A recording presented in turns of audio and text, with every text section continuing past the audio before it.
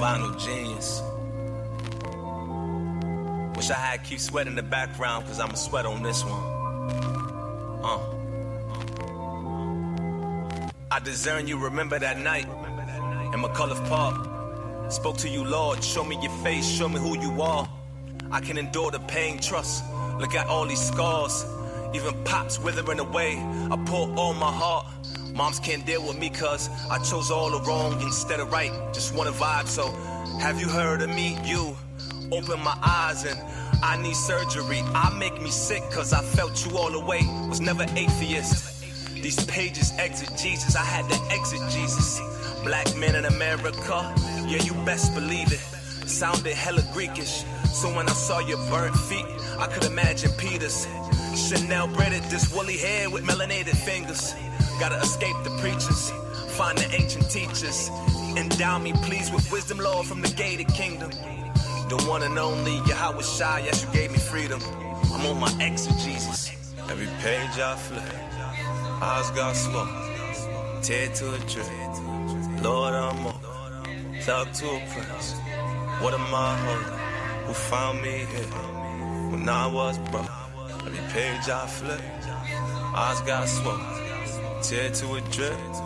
Lord, I'm open, thug to a prince. What am I holding? Who found me here when I was broke? Yeah, salvation in Matthew 24. Swing chariot, swing low. Spreading light through the world on a couple primos. On my exegesis, niggas, I ain't Negro. I'm your chosen, felt it back and I'm eating cheese flow. Turn the mic up, turn they hype up, let the people go. Cause know this gospel here reveals y'all evils. Threw off that rock and wear clear. No fooling me, oh, how about they know us?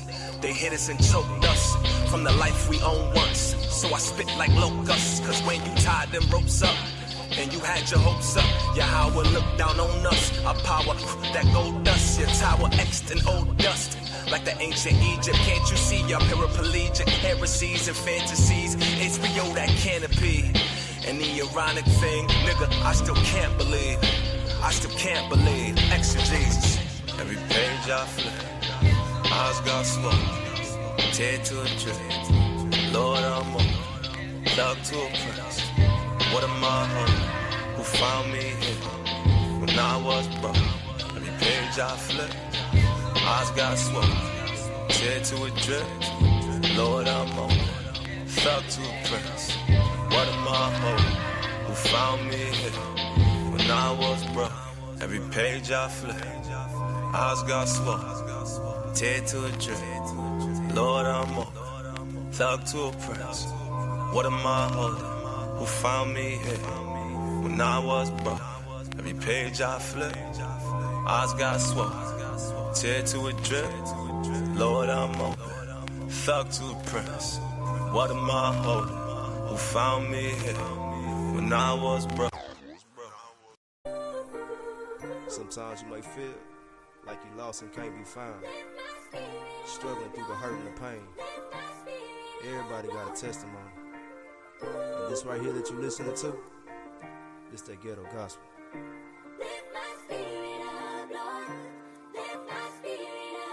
You heating up, Lavish? Certain secrets of the trenches only thugs know. Taught that heaven ain't a place where a thug go. Lift me high, it's evident that I've been drug low. And certain members I done touch whose bodies turn cold. Society gave us graves or instead cages. Reciprocity and risks that come with weapon waving. Seen the youth in all the vices, I'ma step and save them. To break the chains and all the efforts of these wretched places. Give me strength and lift me up, I got a lot against me. And I got men that I done fed that try to plot against me. But I trust you and only you, whether it's live or die. It's miracles that's in your name, they watching niggas fly. Spit through my hood, my stomping ground where all my kindred know me. To feed the poor and raise the banner, and to lift the lowly. Exalt me higher than my flesh, cause I done clipped the old me. And any soldier on this journey, they should get to know me. Took me from a low place, he called me higher. Took me me from the grave in my soul, gave me a fire. That's why I praise his name with no hesitation. Yahweh is my rock, my fortress, and my salvation. Putting breath, filling my lungs, this how we gives it up. Seeing cause to fall, repent, this how he picks us up. Traveling down the road of Damascus, horses go giddy up. Job well done, my son, when you think you ain't did enough. The world try to distract with carnal things, all this pretty stuff, but nothing in this world compares. When he lifts you up, when life gets hectic, atmosphere start to shifting up. Ram in the bush, I'm living witness, you can make it, bro. Prophecy fulfilling itself, the 12 waking up. Angels tears of rain, the pain, the trials facing us. Trust he will wipe them away, I cannot make this up. Life and death lives in the tongue, which one you tasting, huh? I'm one phone call away, you ain't gotta say when. The good news is given, break your feet cause you caged in. Jaded Kiss said it the best, we gonna make it. Faith is the substance you need, we gonna make ends meet. Took me from a low place, he called me higher. Took me from the grave in my soul, gave me a fire. That's why I praise his name with no hesitation. Yahweh is my rock, my fortress, and my salvation. So the Spirit lifted me up and took me away. And I went in bitterness, in the heat of my spirit. But the hand of the Lord was strong upon me. Humble yourselves in the sight of the Lord, and he shall lift you up. I would seek unto God, and unto God would I commit my cause, which doeth great things and unsearchable, marvelous things without number, who giveth rain upon the earth, and sendeth waters upon the fields, to set up on high those that be low, that those which mourn may be exalted to safety. Kwam Yasharallah.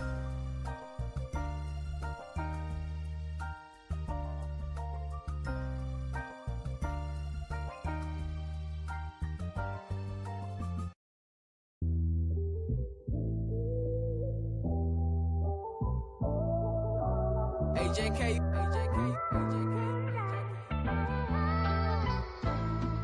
Look, sending up my prayers, get my mind right. Traveling the world and taking long flights. I had moments in this life that gave me long nights. Obstacles part of the process and the time's right. I do not enjoy the vanity of limelight. If we crash out in this world, we pay a fine price. We can't let these devils win, we got kids here. You gotta try to channel anger and then switch gears. Ain't no real praise, they don't give no recognition. But big homies quick to send niggas on reckless missions. Never had no leadership, not even in religion. So all roles that niggas chose, they likely led to prison. The fallibility of man to make them ask forgiveness. Had home invasions, wasn't Santa bringing gifts for Christmas. Lord, heal me from this prior PTSD, cause I spent years feeling like I want the best me. Father, hear against the supplication, against the supplication. They took our voice, they tried to suffocate us. Took our voice, they tried to suffocate us. Every corner in my hood, I done rode and spent them. Cause I refuse to sit aside and try to play the victim. Father, help me make a plan that'll never fail. Cause we experienced some scenes we could never tell. Make us stoic and obedient to all our creeds. And give us strength cause those in you are really truly freed. We sat and did the sketch, them niggas sat in disbelief. They'd rather give you band-aids that never fix the bleed. Give wisdom to our sons and help guide our daughters. Without the strong men, the whole damn house is slaughtered. Bless us, Lord, never let us carry blinding anger that put the people that we love in the hands of danger. You start living when you navigate through grave mistakes. And we desire all our days in this dwelling place. The purpose of our growth, so we have a lot to carry. That every man hear the words in this sanctuary. Father, hear against the supplication, against the supplication. They took our voice, they tried to suffocate us. Took our voice, they tried to suffocate us. Father, hear us down here. We living in hell. We put our prayers before your throne, that the blind see, that those taught crookedness will walk straight. We are your servants, those that have not forsaken your ways. those who have not bowed their knee to Baal. Hear our prayers, Lord. Protect our household. From Yasha Allah. AJK. Shalom, shalom. Just going to go over a quick paper. Shouldn't be a long class.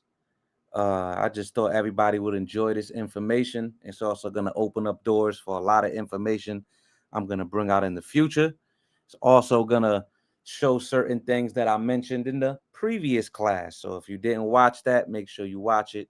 Take notes. This paper, you can find it on Google, free, accessible, very easy. So let's just get right into it, right? Let's get right into it. All right. Let me get ones in the chat. I want to make sure everybody can see this. Ones in the chat. You see that? Ancient Near East influence in Sub-Saharan Africa. This is by a woman who is a professor in South African University. So let me just get ones in the chat. I want to make sure everybody can see this, and then we could start going through the presentation.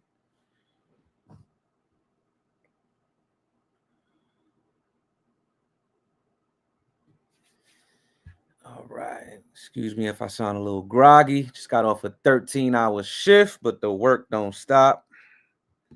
The work don't stop. I gotta let the spirit flow. Yeah, Salakia, Kanya, I know our older folks, I'm over here squinting. But, we going to get to it, though. We're going to get to it. All right. Page 1. Ancient Near Eastern Influence in Sub-Saharan Africa by Magdal Leroux, University of South Africa. Recent research shows that the cultural remnants of a more distant past were more faithfully preserved in Sub-Saharan Africa. Now, everybody should just Google what is Sub-Saharan Africa, and it's damn near 2/3 of the continent. All right? Keep reading. More faithfully preserved in Sub-Saharan Africa than in the societies further north. Mm-hmm. Striking parallels between extant African cultures and written as well as oral testimonies concerning ancient Near Eastern societies can be detected. You see? So ancient Near East societies can be detected in Sub-Saharan Africa. If anybody's telling you there's anything different, they're lying to you. This can be found in archaeology. This can be found in linguistics. This can be found in oral tradition. And this can be found with common sense. Keep reading. It becomes clear that in the period preceding the textual evidence of the Middle Ages, African societies were not isolated or self-contained, but that instead they took part on various levels in global exchange. Historians are inclined to attach considerable importance to written sources, while they tend to disregard the stories that are orally transmitted. Say that again. While they tend to disregard the stories that are orally transmitted. Now, what has to be understood, and I've been saying this for years because somebody said this to me when I was a teenager. And what was told to me is, would you go to a white man to find out the history of China? No. Hell no. You would go to the people and hear the oral traditions and hear what they have to say for themselves. Now, this is what this paper is going to do.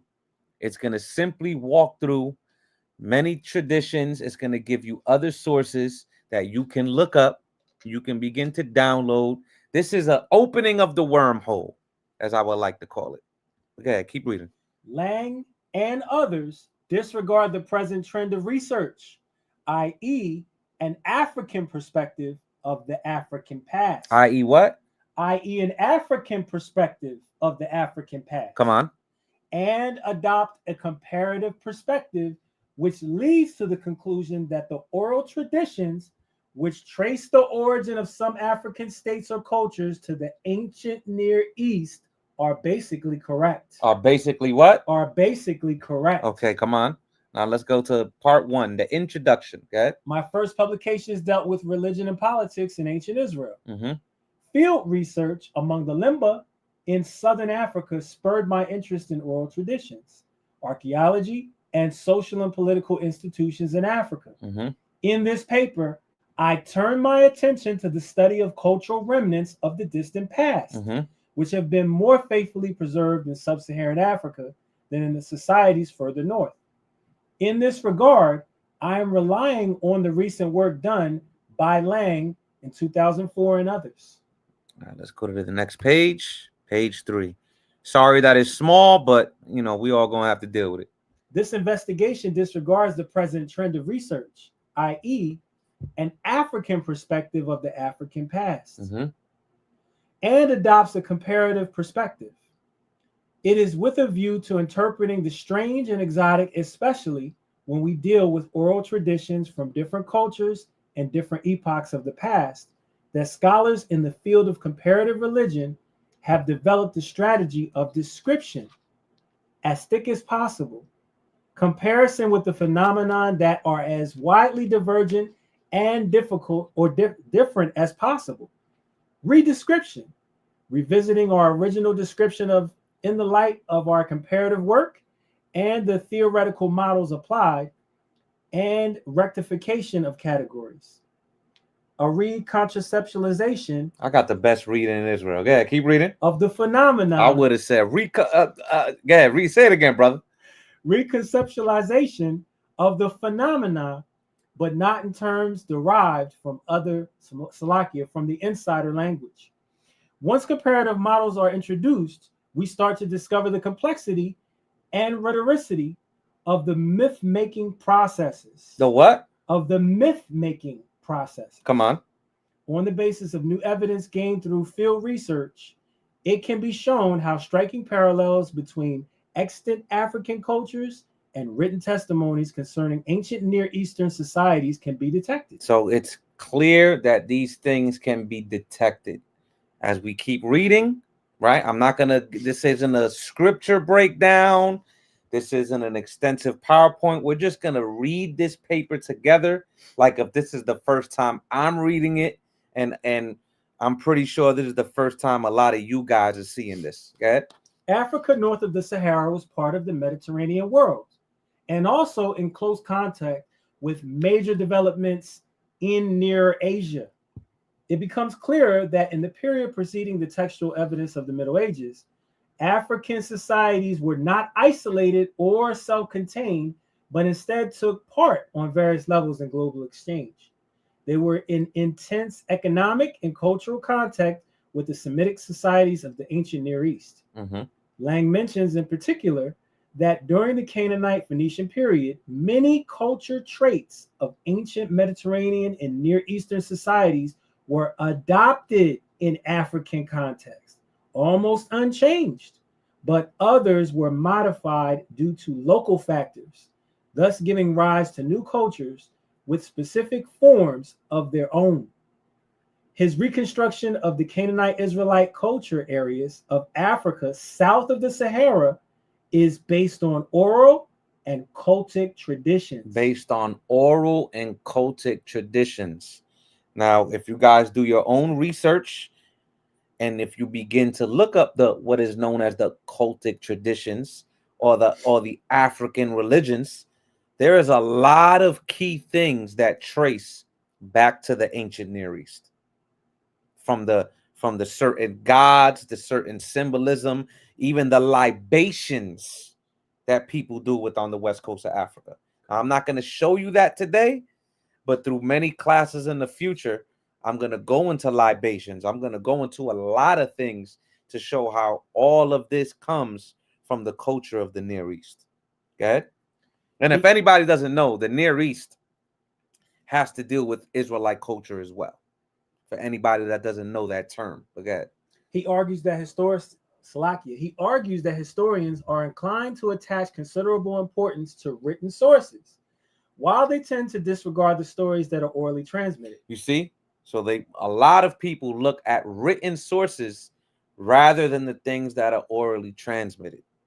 Oral traditions.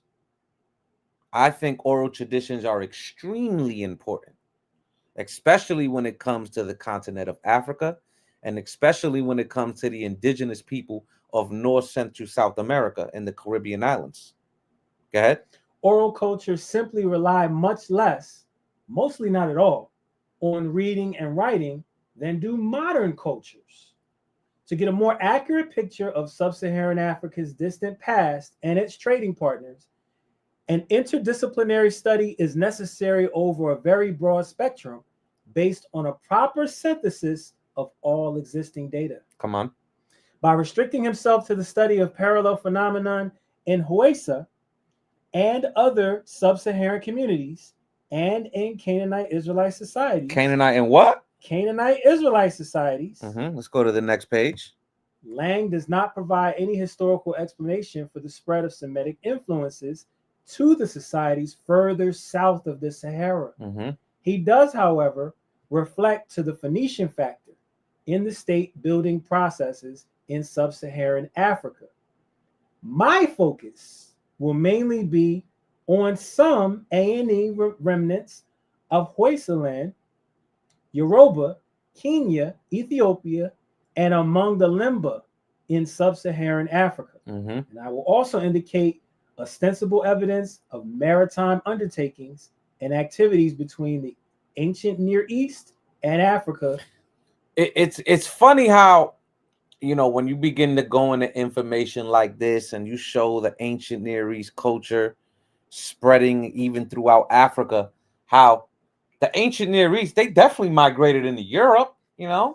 Right. Definitely, you know, the Israelites went here, and the Great Britons is the Israelites. But if soon as you mention Africa, and especially sub-Saharan Africa, it becomes like taboo. Like, no, they couldn't have went there. Keep reading. I will also indicate ostensible evidence of maritime undertakings and activities between the ancient Near East and Africa south of the Sahara. Ancient trade with Africa has been greatly neglected. Say it again. Ancient trade with Africa has been greatly neglected. You know, there's a question I asked one day to a certain person, and I said, was West Africa cut off from the rest of the world in terms of the global trade? I still never got an answer for that. So China could trade with you know, Europe. Europe could trade with India. All these people could trade with each other. But the west coast of Africa, you know, those guys were just in huts and swinging on vines. And there was there was nothing. It's ridiculous. Keep reading. Ancient trade with Africa has been greatly neglected. And where writers have referred to it, it mostly concerned the Horn of Africa and the Northeast coast. Go ahead. Due to the scarcity of information, both written and archaeological, one has to rely on classical authors. And one has to rely on what? One has to rely on classical authors. Like I brought out in the last class. What did I begin to go into? The authors that were from Arabia and how they were documenting the Jews on the west coast of Africa and certain in the interiors of Africa. You have to go into this stuff. Go ahead. Both due to the scarcity of information, both written and archaeological, one has to rely on classical authors. And when they are silent, as they most often are, one has to build up plausible theories around what little information is available. Uninformed speculation often leads to remarkable findings. Informed speculation often leads to remarkable findings. Let's keep reading this paper. Go ahead. Remnants of ancient Near Eastern influence in African states and cultures south of the Sahara. Hawassa, Yoruba, Kenya, and Ethiopia in sub-Saharan Africa. Hawassa lies in the Sudanese belt just south of the Sahara. Lang compares the cult mythological system underpinning the Hawassa states with that of various other states of the central Sudan and of the ancient Near East, and proposes precise ways and periods for the spread of Canaanite Israelite cultural patterns to the West and East Africa. You see that? The spread of the Canaanite Israelite cultural pattern to the West in East Africa. Come on.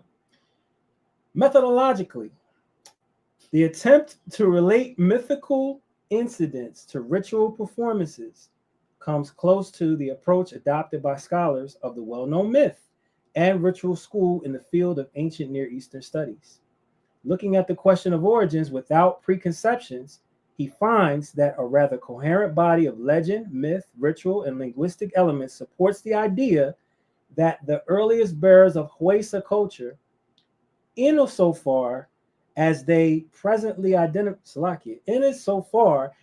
presently identifiable, were Hebrews. Were what? Were Hebrews. Go ahead. The core element of the Hwasa story, Be'er-Jajida. Yeah, you definitely African, brother. But go ahead, read. Be'er-Jajida. Because I would have been like, that word. Come on. Be'er-Jajida legend, good Lord, is provided by the ancient tradition of Canaan. The Israelite tradition of Canaan. The Israelite tradition of Canaan. Mm-hmm. Or more precisely, by the biblical tale of Abraham, Sarah, and Hagar. On the basis of recent research, it can now be advanced that the pre-Islamic Ghani festival in Dara was originally a New Year's festival during which the people commemorated the killing of the snake. The deeper meaning of the ritual became clear through the model of interpretation provided by the myths of Ugarit, which were discovered in Ras Shamra. So if anybody doesn't know about this, when you begin to look at certain Ugarit tablets, you know, they have, this even goes into Hercules, believe it or not, which I'm going to bring out in different classes when I go into certain tribes like Dan and certain cities like Troy, so on and so forth. But all throughout the ancient Near East, there is a tale of this certain heroic figure that grabs a leviathan or a snake, and a lot of them have 7 heads, and they're getting killed by that heroic figure. And this is something that goes all the way back from even the time of Abraham and before the time of Abraham.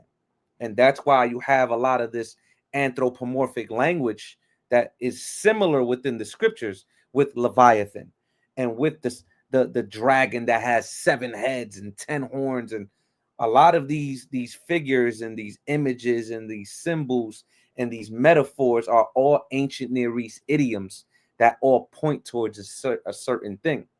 Now, it was never a literal snake. It always had to deal with a certain power structure that was being destroyed by this heroic figure, right? Just putting that out there. And if anybody knows, ancient Sumeria, ancient Mesopotamia was the land of Shem. These were our ancestors. So just as now they're written down in the book that we know as the Bible, in ancient times, it was oral tradition that we passed down. Okay, not to get too deep, not to get too sidetracked, but so you guys could understand what's being said here. But go ahead, keep reading. These discoveries shed new light on the Canaanite religion and culture, which otherwise were known only from the Bible and from information recorded by some Greek authors. You see that? And some information recorded by the Greek authors. Somebody to look up is somebody known as Sankothion, which was a very prominent figure in history that actually wrote down a lot of the Canaanite deities and how these Canaanite deities was spread across the ancient world.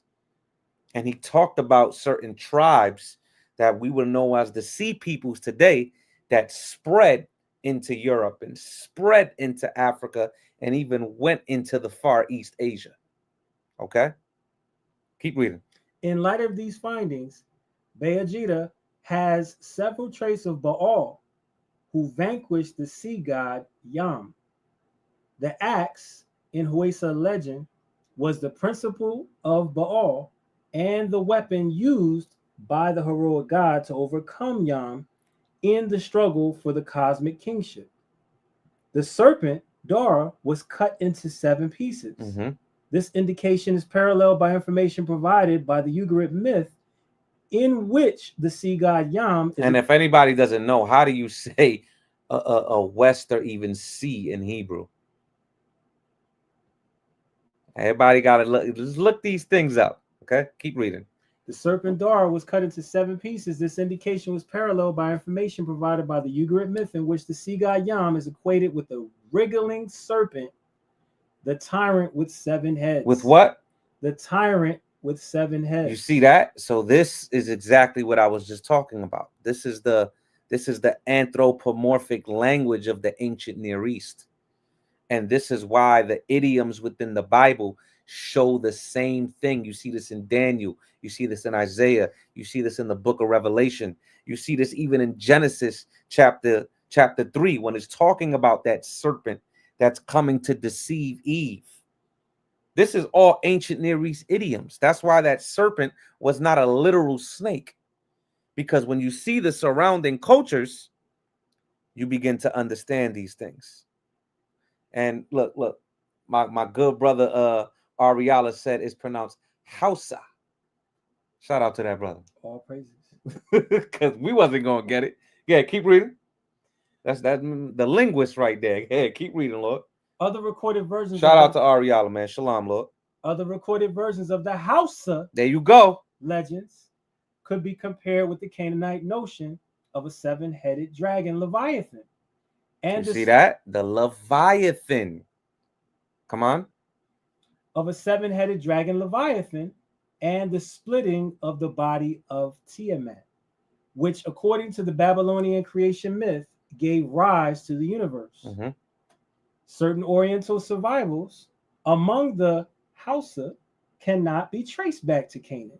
We have to suppose that the forebears of the Hausa had, like the Jews in their Babylonian exile, added to their Israelite and Canaanite heritage concepts derived from Mesopotamian culture. A comparison between the Yoruba myth of Sango and the Baal cycle of Ugarit, and between the Yoruba myth of the Now, anybody, where's the Yoruba at? The Yoruba was even brought to the Americas as slaves, right? Certain people within those areas. I'm just saying. But we don't know what we talking about. We just black Hebrew Israelites on the corner. You know, we speak a fake language. You know, we're closing the kingdom to the people that... Anyway, okay, keep reading. A comparison between the Yoruba myth of Sango and the Baal cycle of Ugarit, and between the Yoruba myth of Yamoja and the Babylonian creation epic, implies the existence of cultural influences from the Semitic world and West Africa. Turning to the Kebi traditions, these equate the Kanta legend with the legend of Sargon of Akkad, and suggest even more precise and historically retraceable connections to the outside world. Mm-hmm. Lang also examines precise parallels between the festival of a dying and rising god in Ife with the fate of a similar deity in the Baal cycle of Ugarit. Wesser comes to similar conclusions concerning the Igogo festival of Owu. Okay, I see you. And the myth of Ishtar. The myth of Ishtar's descent into the underworld describes how all reproduction on Earth ceased while she was away. Now, you might be like, Yawa, why are you reading this? Why are you showing this? What's the point? This is the point. They always say Israelites could not have went to the west coast of Africa. I hear this all the time, and I laugh because they only say that about the Israelites. The Muslims went to the west coast of Africa, right? They went there. They didn't go there through sea. They crossed the Sahara. So why are you going to tell me that Israelites could not have made this migration? This is crazy to me. So that's why I'm showing you this, so you can understand that if we can simply say that Canaanites came here, if we can say that even Arabs went to the west coast of Africa many hundreds of years later, you can't. How can you say that Israelites could not be on the west coast of Africa? It's ridiculous. And you're only saying that because you're biased in your studies. And when you look for an Israelite, you look for it to say Israelite. I mean, even the Northern Kingdom, after 722 BCE, the ones that did not return to the land or did not escape from Assyria, they were no longer known as Israel. Right. They were known as Bat Kumri. And through many different renditions of that name in different languages, they began to get called under other names. This is simple. This isn't deep. Salakia, keep reading. The Baal cycle is best known. Salakia. The Baal cycle is the best known example of a cult myth within the sphere of the Canaanite culture. The Yoruba Itapa festival and the related social and political institutions are thought to be related to the early state building processes set in motion by the Phoenicians in the region of Lake Chad. Marker found parallels between the beliefs and customs of the Maisa's myths and many other East African peoples and the customs of the biblical Hebrews. Mm-hmm.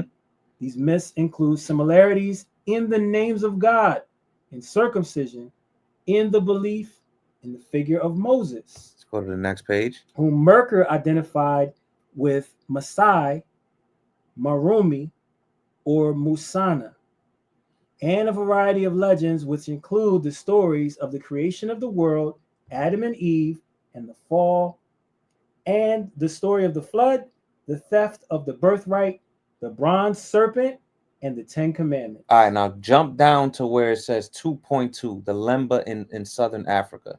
Now I'm just going to highlight a part here, and I'm only going to do this because in a class that I'm going to show even more certain migrations in the Sub-Saharan Africa, I'm going to go into a particular kingdom. And I'm going to go into Arabic sources. I'm going to go into the oral traditions. I'm going to go into a lot of stuff. I'm going to leave it like that. All right? But yeah, read that. 2.2, the Lemba in Southern Africa. The maritime activities of the Sabian, Yemenite. I want you to remember this. Yemenite. Come on. The Sabian Yemenite Arabs provide a background to the Semitic elements found in the traditions of the Lemba of Southern Africa. Now, a lot of these Yemenite traditions are not just in Southern Africa. They're also in the west coast of Africa. They're also in the Maghreb, which is northwest Africa. Places like Mali. These people, I'm not going to get too much because I don't want to spoil the next class, but these kingdoms were spread into Africa, man. And you see it all throughout. This is simple. I even touched on some of this in the last class. If you did not watch the previous class, I'm telling you now, you're going to be a little bit lost in this one.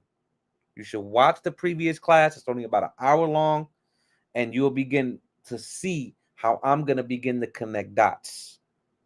And I'm not just going to do this with Africa. I'm going to do this with Europe, even during the time of the judges. I'm going to do this with East Asia. I'm going to do this with America. I'm even going to do this with the slaves in the transatlantic slave trade. And I'm going to show y'all some things. But yeah, keep reading. According to Yemenite folklore, their forebears migrated from Palestine to Yemen exactly 42 years before the destruction of the first temple. In view of the maritime enterprises in the Red Sea by King Solomon and some Judean kings, it is not far-fetched to assume that some Judeans settled in Yemen. Say that again.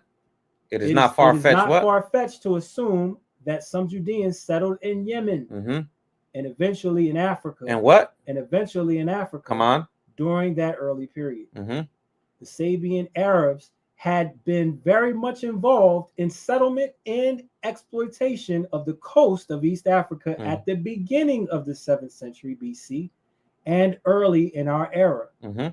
Their very early influence in Ethiopia on language and writing characteristics, and also on the Lemba, whose oral tradition indicates that they came across the sea from Yemen to Africa, can clearly be surmised. Most limba traditions are transmitted by means of songs, sermons, prayers, praises, proverbs, recitations, symbols, rituals, stories, written documents, and numerous other media. Mm-hmm. A comparative study among the limba illustrates and indicates diversity and unity within the same group. A group sense and the same traditions could exist in spite of geographical distance and language difference, almost as it could for the European Jews, who were universally dispersed far away from present-day Israel. Widely scattered limba communities in southern Africa and Yemenite Jews. And what? And Yemenite Jews. And what? And Yemenite Jews. Okay, go ahead. Who hardly had contact with each other and did not even know of one another's existence, reflects similarity in their concept of their ancestry. Mm-hmm. This could point to at least some authentic Jewish influence in the past, before the diaspora, perhaps before 600 AD, which has been preserved in their oral traditions. Similar research can unfortunately no longer be conducted among the various tribes of early Israel, but there are traces of a similar feeling of unity and similarity of traditions in spite of distance and other differences, which are reflected in the pages of the Old Testament. If the limba originated from the Jews in Yemen and before that from ancient Israel, this Yemenite community of Jews in Africa is perhaps the only one that remained practically unaffected by intra-Jewish migration. When Islam emerged, the Jews of Yemen were cut off from the rest of Jewish people. Say that again, because once again, this is going to go into the next class that I'm going to get into when I get into a whole lot of Arabic sources. Read that again. When Islam emerged, the Jews of Yemen were cut off from the rest of the Jewish people. Mm-hmm. It is indeed the possibility of preserving that part of a very ancient religious group which makes the limba so valuable to the historian of religion, comparative religion, or missiology. My comparison of social and religious practices and rituals of early Israel with those of the limba has delivered noteworthy results. Similarities such as the circumcision and the new moon ceremonies, kosher eating, and marital laws offer an indispensable tool for interpretation. All right, now jump down to 3. Jump down to 3. 3. Ostensible reasons. Hold on, I gotta go with you. There you go, right there, boy. Ostensible reasons for ancient Near Eastern activities in southeastern Africa. The obsession with gold. It is often supposed that gold was the most attractive object of the Phoenician African trade. By the time of the early civilizations, 3000 to 2000 BC, gold had not only retained its sacred quality, but it had also become the symbol of wealth and social rank. It was believed that humans were given civilizations by their gods, and gold was established as the property of the gods, a divine metal, as documented by the conquistadors in devils, yeah. As documented by the conquistadors in Mesoamerican. In the Iliad and Odyssey, the epic poems of now, if y'all never read the Iliad and Odyssey, I'm gonna tell you right. Oh, that's Greek. I'm gonna tell you right now. Read it. You will be surprised how much that also has to do with the Israelite migration of the world. These men wrote down these traditions in a poetic form on the people known as the Sea Peoples, known as the Phoenicians, known as Denyen and the Luca and the Loisa.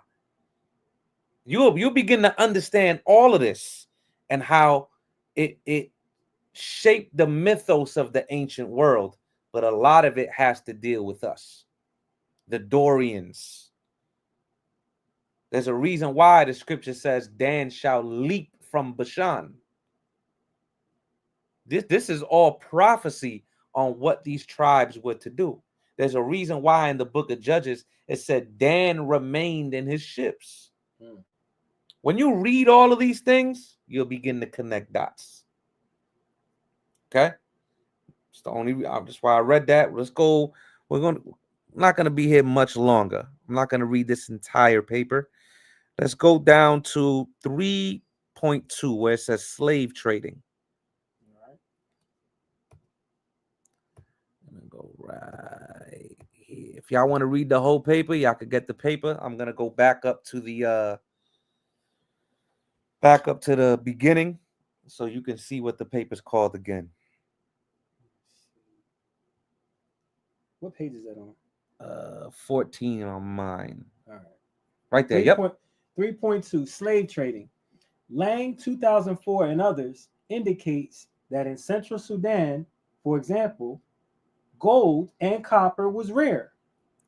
Though there are rich suppliers further south, particularly in Katanga, and is convinced that it could not possibly have provided the basis for an ongoing flow of goods through the Sahara. On the Mediterranean, the Phoenicians traded in precious and ordinary metals. Timber. See, there goes those Phoenicians again, right?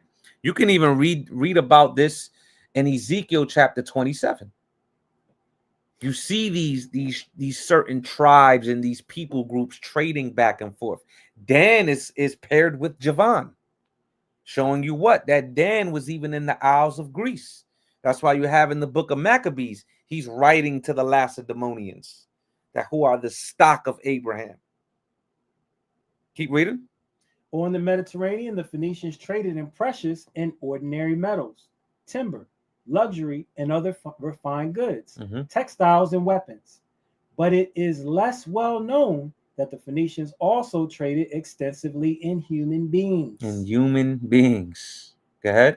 Homer and Herodotus considered the Phoenicians dangerous pirates and kidnappers. And the Old Testament describes them as slave traders eager to acquire war captives in order to sell them to distant lands. Now, not to get too sidetracked, I'm sorry, this is just my brain just want to make certain points. If you look up the Sea Peoples, which were also known as the Phoenicians, which was also known as the Luca and the many of different tribes, so on and so forth, you look at their headdresses, just like it says here, they were pirates who was also pirates in the Iberian Peninsula, the people known as the Vikings.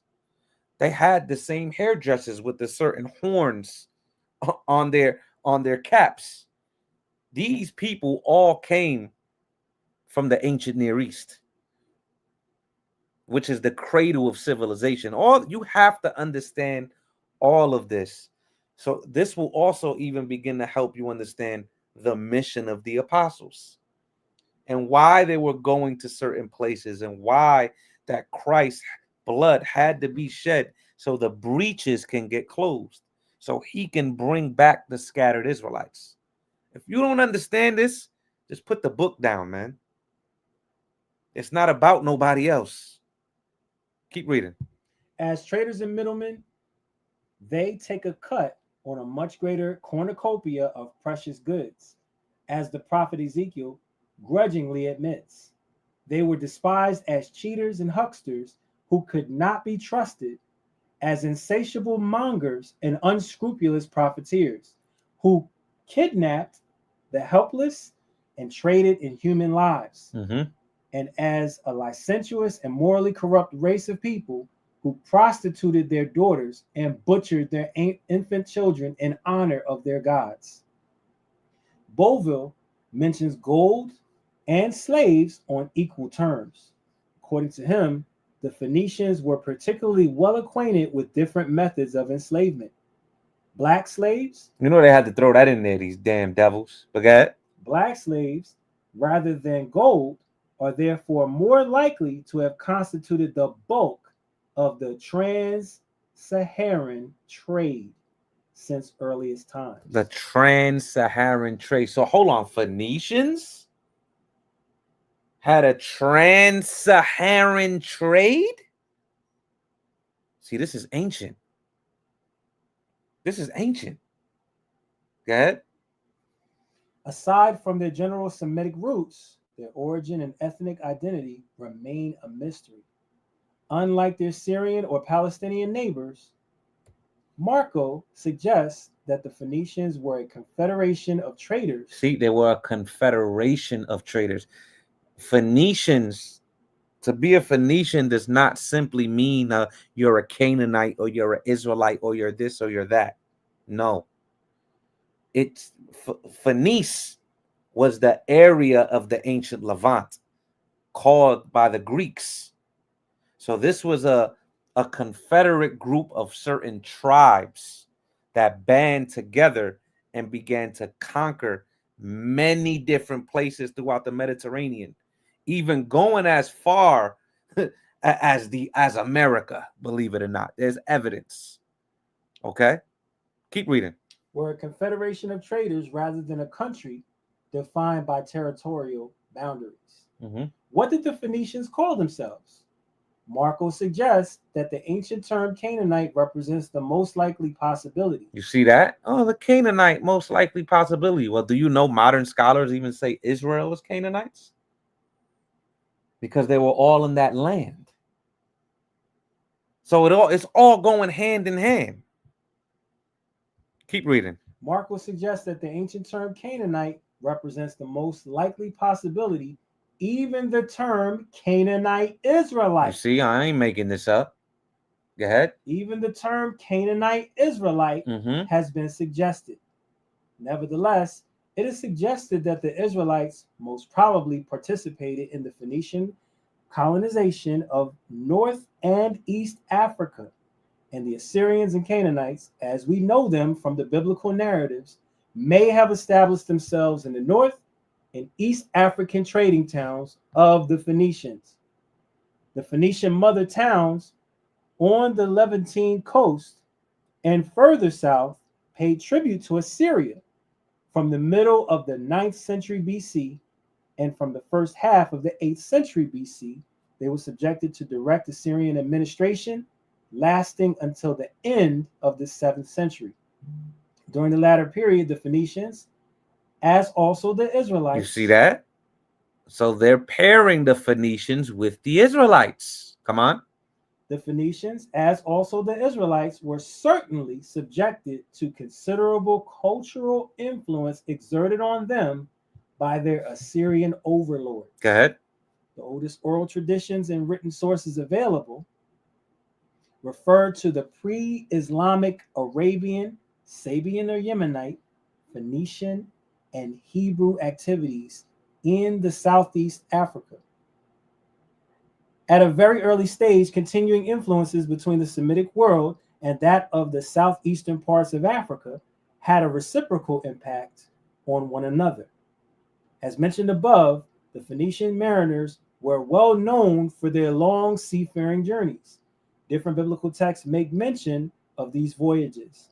The knowledge of the monsoon winds the knowledge of the monsoon winds was harnessed by the ancient mariners to reach East Africa and trade in those African destinations. There was, of course, also an overland route to the south along the Nile, and consequently Ethiopia could have had an interest in the merchandise from Rhodesia and other gold-rich countries in the south. According to the Periplus, the Sabian colonies were established very early, at the beginning of the 7th century BC in Ethiopia, as is proved by the characteristics of the Ethiopian language and writing, as well as the oral traditions of the Lemba in southern Africa. Okay, now we're going to read this final portion. And then y'all can go to sleep thinking about the ancient Near East influence on Sub-Saharan Africa. So go ahead, read that. 3.3, Semitic migrations to Africa. Various pieces of information indicating very early immigrants to Africa from the Semitic world do exist. During the 14th year of King Hezekiah, Sennacherib, king of Assyria, came up against all fenced cities of Judah and took them. According to Jewish authors, some Hebrews or Israelites tried to escape their wrath by fleeing into Africa. Speaking of the Jews, Lichblau says, Lichblau is crazy, yeah. Pressed under sweeping regional conflicts, Jews settled as traders and warriors in Yemen, the Horn of Africa, Egypt, the Kingdom of Cush and Nubia, North African Punic settlements, and areas now covered by Mauritania. More immigrants followed these early Jewish settlers to Africa following the Assyrian conquest of the Israelites in the 8th century BCE. Rabbi Danton Nassai has placed the Hebrew Israelites all over the African continent. Damn. Say that again? Jesus. Rabbi Danton Shout out to that rabbi. Come on. Has placed the Hebrew Israelites all over the African continent. Damn. Sheesh. Go ahead. The Assyrians were not only the kings. Salakia, damn, this thing, I said Assyrians and the damn Siri popped up. The Assyrians were not only the kings, Salakia, the Assyrians were not the only kings to have come up against Israel.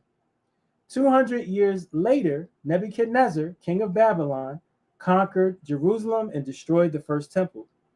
Again, the Israelites tried to escape persecution and ran into the continent of Africa even after they were instructed by Jeremiah not to. The rebels even appealed to the queen of heaven, Ishtar, by burning incense to call upon her favors in the struggle against Babylon. The compatriots of Jeremiah were carried away to Egypt. He joined them under protest. The prophet warned them that he was going to push King Nebuchadnezzar into Egypt and capture both Egypt and them. This warning could have caused many Israelites to migrate even deeper into Africa. According to Grazel, some Jewish mercenaries were employed by Babylonians to guard the southern Egyptian borders around 600 BC. They needed soldiers to protect the southern frontier of Egypt against the attacks of the Ethiopians. He added that they gave them land in the district called Aswan and granted them permission to build a temple and offer sacrifices to their god. Around 176 BC, King Antiochus ruled the devil. Yeah. King Antiochus ruled the Greek kingdom and came up against Israel. Approximately 2 years later, the king attacked Jerusalem and destroyed the city and burned it down. He ordered them to give up their practices or they would be put to death. Again, many Hebrews fled into the Arabian Peninsula and into Africa. Yeah. After the Greeks, the Romans destroyed Jerusalem about 70 CE. The restrictions facing the Hebrews forced them to immigrate in even greater numbers than before. Rome's vengeance forced the Hebrews who lived in Cyrenaica, approximately 100,000, and 1 million in Egypt, to flee into the west. Into the what? Into the west. What? I need a soundboard. I need a Funkmaster Flex, but a. Go ahead. Read it again, brother. Approximately 100,000 and 1 million in Egypt. Damn. Flee into the west and south of Africa. Now, I think it's plain. This is what the source says. I didn't write this. You know, Yawasap doesn't know nothing. It's just a Puerto Rican guy from Brooklyn. I'm telling you, I'm going to go into a lot more sources. I'm going to do this weekly. Weekly, I'm going to just drop a source randomly. Boom. Right? So I pray, I put the link in the chat. Anybody else, wants it, that has my number, hit me up directly. If not, you can hit the IG and I have the tech team send it out to you, man. So with that, I say shalom and death to America.